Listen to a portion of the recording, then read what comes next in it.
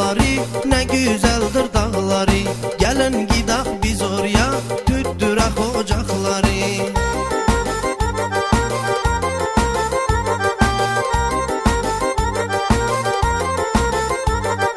Oğul uşaq dağıldı, kövlər sayapsız qaldı. Gəzir ana babalar, gözlərində yaş qaldı.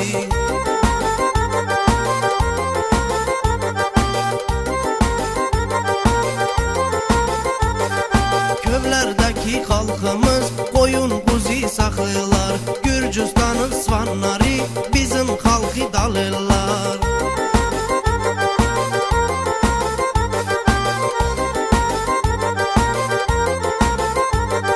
Ahan geldi Gretsiyaya, dolları kazanmaya. Dollar bizi yandırdı, çok halkımız dağıldı.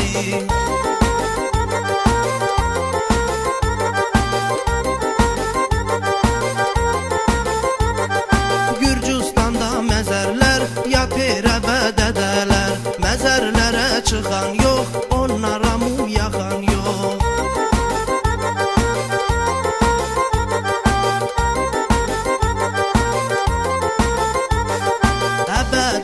Vətəni bıraktılar Gürcüstanı, geri getmək istəyirlər, satalar yapıları.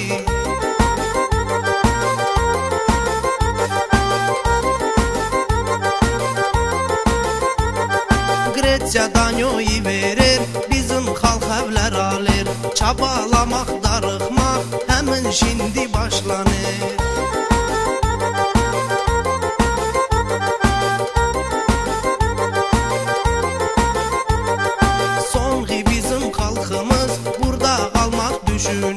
Düşünmədən çərə yox, bizim xalq dincələmir.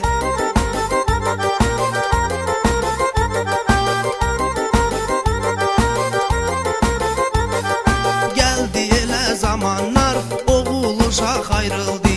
Dərdli əbədədələr toruna əsrət qaldı.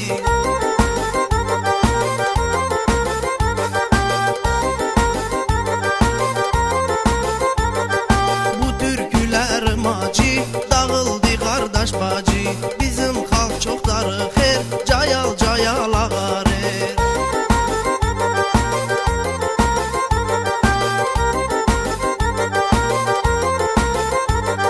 Allah bizə kömək et, həb bir yana toplanaq. Dərdi bizdən iraq et, çalaq gülaq oynayaq.